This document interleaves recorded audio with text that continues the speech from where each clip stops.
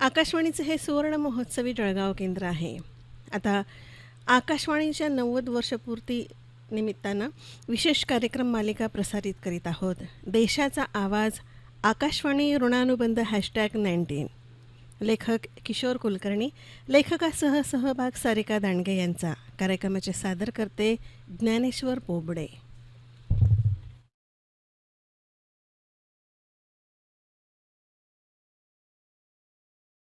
आकाशवाणीच्या 90 वर्षपूर्तीनिमित्तानं विशेष कार्यक्रम मालिका प्रसारित करीत आहोत.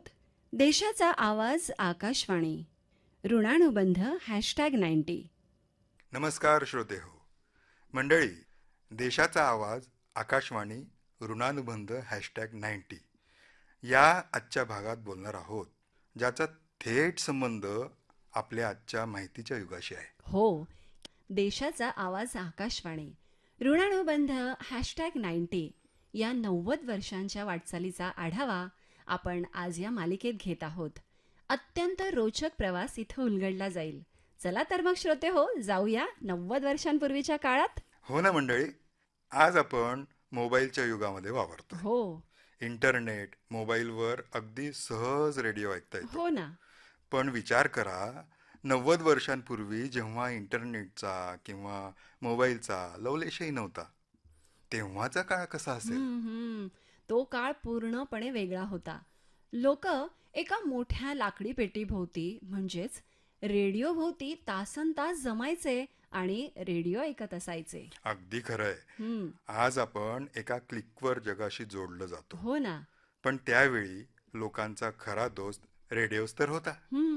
आजच्या या भागाचा मुख्य उद्देश म्हणजे आकाशवाणी या अत्यंत मोठ्या आणि शिस्तबद्ध सरकारी यंत्रणेचा जन्म नेमका कसा झाला याचा वेध घेणं आवश्यक आहे.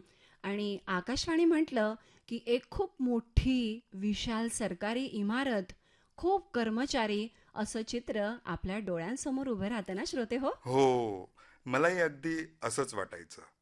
एवढ्या मोठ्या सरकारी संस्थेची सुरुवात एखाद्या भव्य योजनेतून झाली असावी.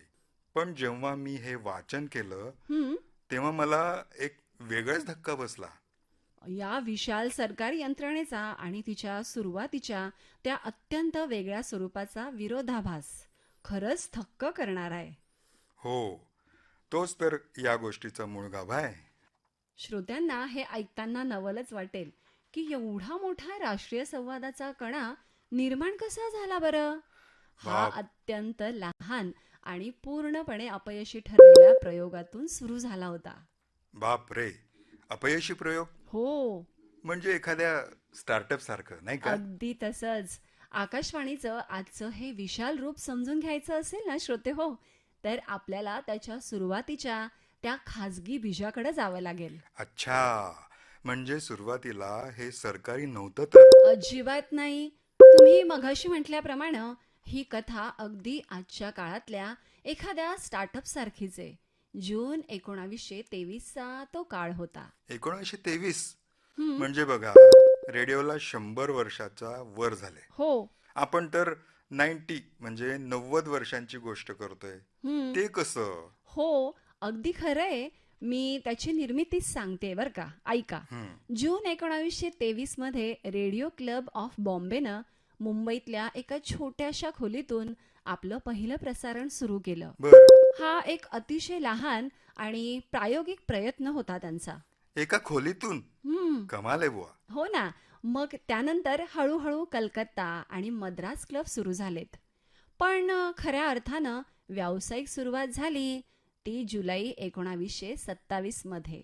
1927 मध्ये नेमकं झालं तरी काय? ऐका ना, तत्कालीन व्हॉइसरॉय लॉर्ड इर्विन यांच्या हस्ते इंडियन ब्रॉडकास्टिंग कंपनी, ज्याला आपण IBC असं देखील म्हणू शकतो, या खाजगी कंपनीच्या मुंबई स्टेशनचं खूप मोठ्या थाटामाटात उद्घाटन झालं.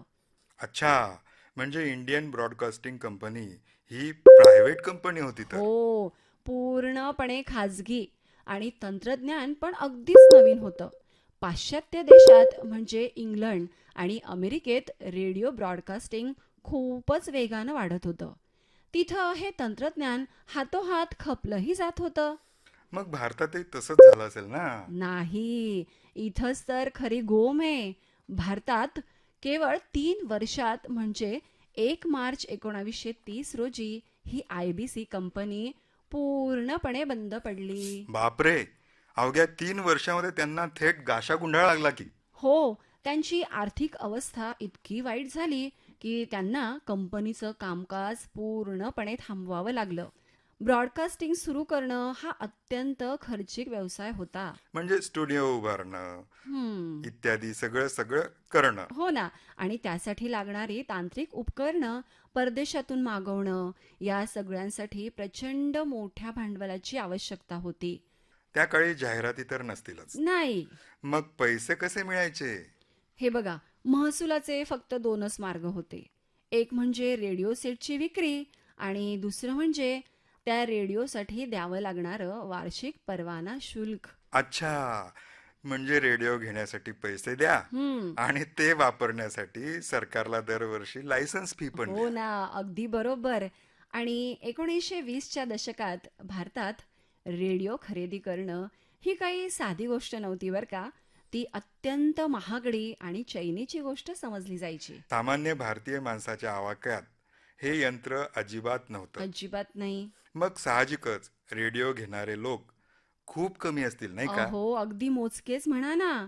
श्रोते मर्यादित राहिले आणि श्रोते मर्यादित म्हणजे रेडिओची विक्री ही कमी. विक्री कमी म्हणजे त्यातून मिळणारा महसूल आणि परवाना शुल्कही कमी. म्हणजे खर्च डोंगरा एवढा हो, आणि उत्पन्न मात्र राई राई एवढं. एवढं. हा, म्हणजे कंपनी बुडाली तर. हो ना. मग इथं तर रेडिओचा विषय संपायलाच हवा होता. भारतामध्ये कंपनी बंद पडली म्हणजे हो, रेडिओ बंद पडला. तसं व्हायला हवं होतं. पण इथं एक मोठं आणि अनपेक्षित वळण येतं. काय झालं? अहो, कंपनी बुडाली म्हणजे रेडिओ तिथंच संपायला हवा होता की नाही? हो ना. बरोबर ना? पण जे मोजके श्रोते होते ना, ते अत्यंत जबरदस्त आणि प्रभावशाली होते. अच्छा, म्हणजे ते VIP लोक असतील नाही का? नक्कीच. राजघराण्यातील लोक, मोठे उद्योगपती, ब्रिटिश अधिकारी आणि या प्रभावशाली लोकांच्या जनक्षोभामुळं सरकारला एका वेगळ्याच संकटाला सामोरं जावं लागलं. म्हणजे या लोकांनी सरकारवरती दबाव आणला तर. हम्म. आणि या दबावामुळं ब्रिटिश सरकारला, ज्यांना या रेडिओ प्रसारणात अजिबात रस नव्हता ना, ते नाईलाजानं या प्रक्रियेत ओढले गेले.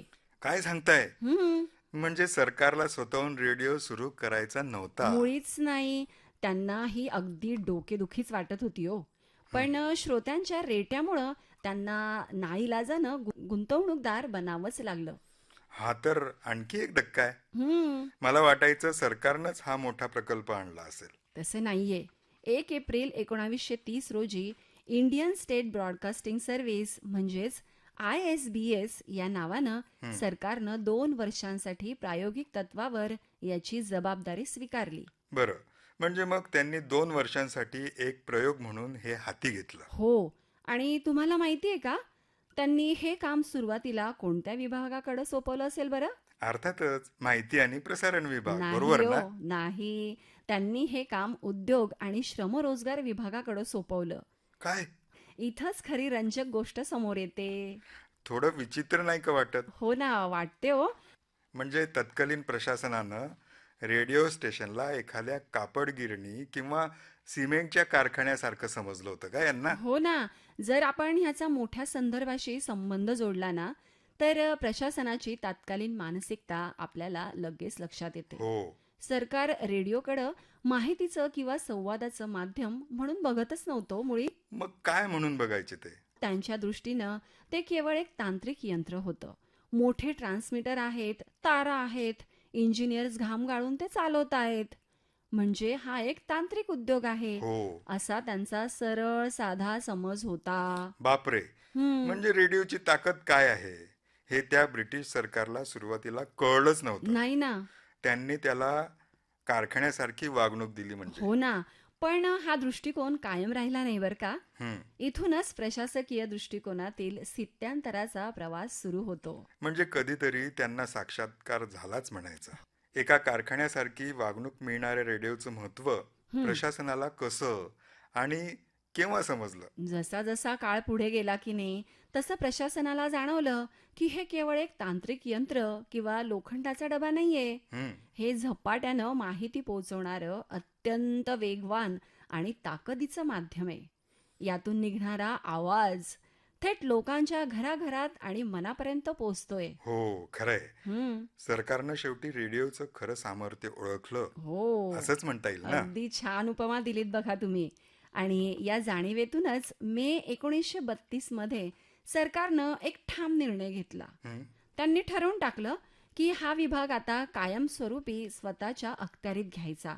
हा काही केवळ 2 वर्षांचा तात्पुरता प्रयोग राहणार नव्हता. अच्छा, म्हणजे 1932 मध्ये त्यांना खात्री पटली, हम्म. हे माध्यम आपल्याला हवंच आहे. हो, आणि त्यानंतर त्यांनी संस्थात्मक बांधणीला देखील सुरुवात केली.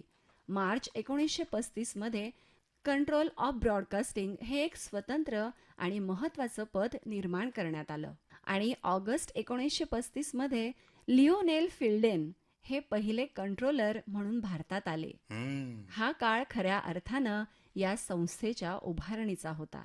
रेडिओला आता करमणुकीच्या आणि तांत्रिक साधनाच्या पलीकडे जाऊन सरकारच्या नजरेमध्ये एक वेगळं हो, आणि हो. मानाचं स्थान मिळालं आणि होतं. मग तो ऐतिहासिक दिवस आला असेल ज्या दिवशी ऑल इंडिया रेडिओ हे नाव मिळालं. अगदी बरोबर. हो ना. 8 जून 1936 रोजी या इंडियन स्टेट ब्रॉडकास्टिंग सर्व्हिसचं अधिकृत नामकरण झालं ऑल इंडिया रेडिओ. हो. नंतरच्या काळात म्हणजे 1957ला याचं नाव आकाशवाणी असं बदललं गेलं. हो, 8 जून 1936 म्हणजे एका डबघाईला आलेल्या प्रयोगाचं रूपांतर आता एका दमदार राष्ट्रीय परिचयात झालं होतं. बघा, आणि पुढे जाऊन 1937 मध्ये हे काम संचार विभाग म्हणजे कम्युनिकेशन डिपार्टमेंटकडे सोपवण्यात आलं. हो, हे मात्र खूपच योग्य वाटतंय. हा, हम्म. उद्योग विभागापेक्षा संचार विभाग नक्कीच बरा, हो की अगदी नाही? बरोबर. आणि सरते शेवटी 1941 मध्ये माहिती आणि प्रसारण विभाग म्हणजे ज्याला आपण आज इन्फॉर्मेशन अँड ब्रॉडकास्टिंग मिनिस्ट्री असं म्हणतो, तो विभाग तयार करून ही संपूर्ण जबाबदारी तिथं सोपवण्यात आली. अखेर रेडिओला त्याचं हक्काचं घर मिळालं तर. हो ना. आता सगळी प्रशासकीय घडी बसली होती. हम्म. स्टुडिओ सुरू झाले होते. हो. सगळं कसं शांततेत आणि सुरळीत सुरू होतं. हो, पण जेव्हा सर्व काही शांततेत सुरू असतं ना, तेव्हाच नियती काहीतरी वेगळा खेळ मांडते. म्हणजे काय झालं? इथंच एक जागतिक संकट उभं राहिलं, ते म्हणजे दुसरं महायुद्ध. आणि या एका संकटानं रेडिओची भूमिका एका रात्रीत आमूलाग्र बदलून टाकली. दुसरं महायुद्ध? पण महायुद्ध आणि भारतातील रेडिओचा काय संबंध? युद्ध तर युरोप आणि जपानमध्ये सुरू होतं ना. हो, तुमचं बरोबर आहे. पण यामुळं एक अत्यंत महत्त्वाचा प्रश्न निर्माण होतो. संकटाच्या काळात तंत्रज्ञानाचा वापर आणि उद्देश कसा पूर्णपणे बदलतो ना, हे इथं पाहायला मिळतं. युद्ध सुरू झालं आणि रेडिओचा जो काही शांत आणि संथ विस्तार सुरू होता, तो आता अत्यंत वेगानं होऊ लागला. अच्छा, म्हणजे युद्धाच्या गरजेपोटी. हो, कालपर्यंत जो रेडिओ फक्त गाणी, करमणूक आणि दिवसातून थोड्याशा बातम्या देण्याचं काम करत होता, हम्म. मग तो अचानक राष्ट्रीय सुरक्षेचं मुख्य अस्त्र बनला. चक्क राष्ट्रीय सुरक्षेचं अस्त्र. हो ना.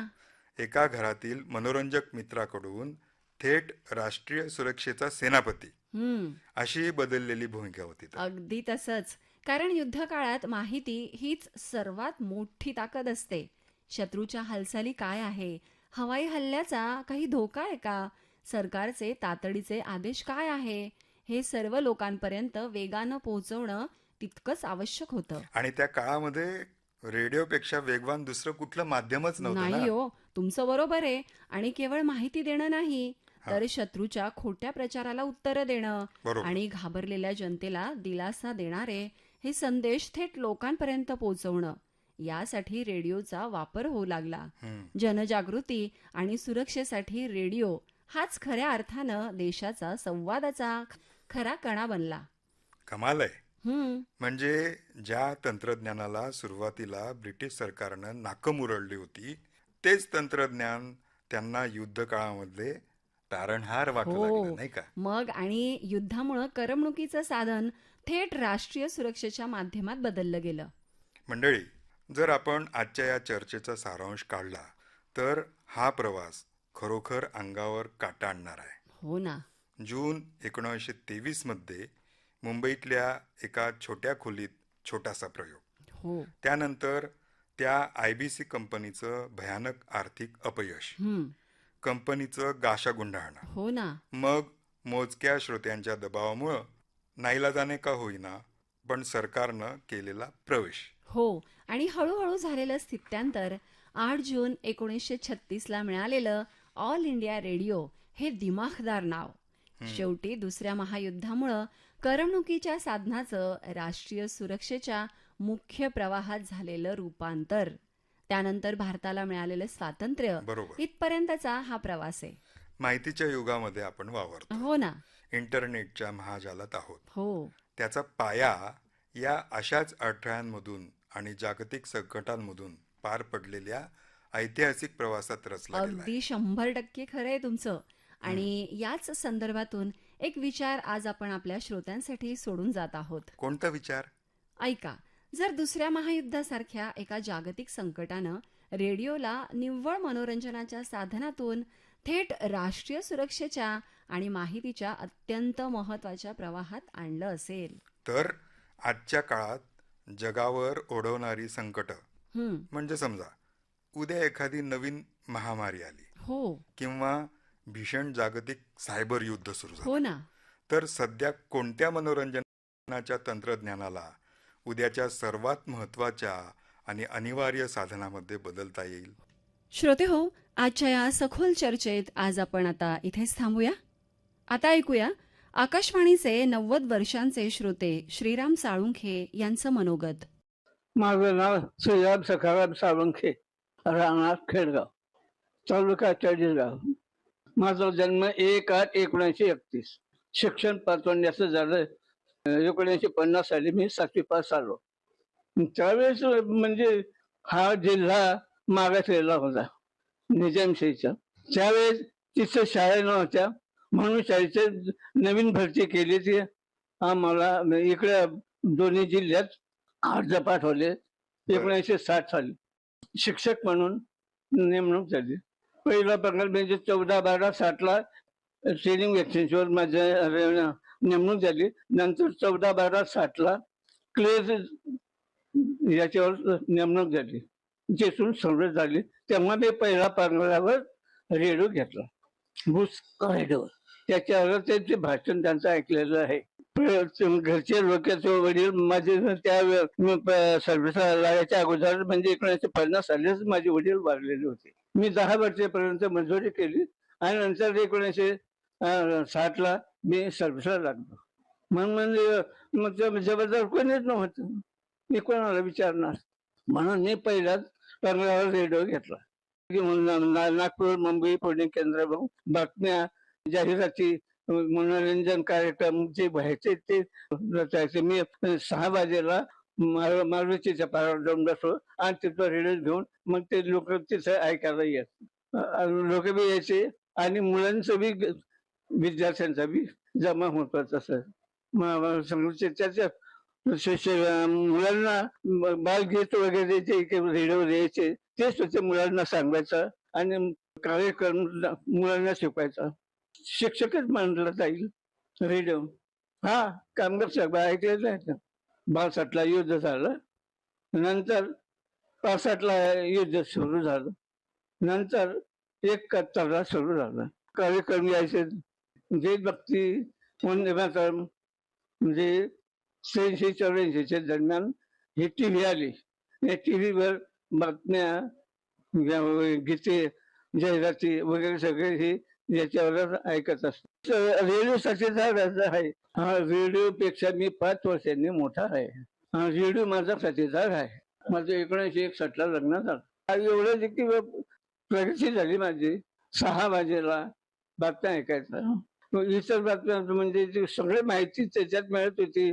कुठे काय झालं, कुठे कसं हे झालं, हे पक्ष यांची माहिती सगळं आपल्या महाराष्ट्र राज्यामध्ये जे होणारे प्रकार पक्षांचे आणि राज्याचे माहिती जी मिळते श्रीराम साळुंखे यांचं मनोगत आपण ऐकलं. पुढच्या भागात आपण स्वातंत्र्य मिळालेल्या भारतीयांसाठी आकाशवाणीनं बजावलेली भूमिका समजावून घेऊया. भेटूया तर मग पुढच्या भागात. नमस्कार. नमस्कार. आकाशवाणीच्या 90 वर्ष पूर्तीनिमित्तानं विशेष कार्यक्रम मालिका आपण ऐकलीत. देशाचा आवाज आकाशवाणी ऋणानुबंध #90. या कार्यक्रमाचं लेखन केलं होतं किशोर कुलकर्णी यांनी. लेखकासह सहभाग होता सारिका दांडगे यांचा. कार्यक्रमाचे सादरकर्ते होते ज्ञानेश्वर बोबडे. आकाशवाणीचं हे सुवर्ण महोत्सवी जळगाव केंद्र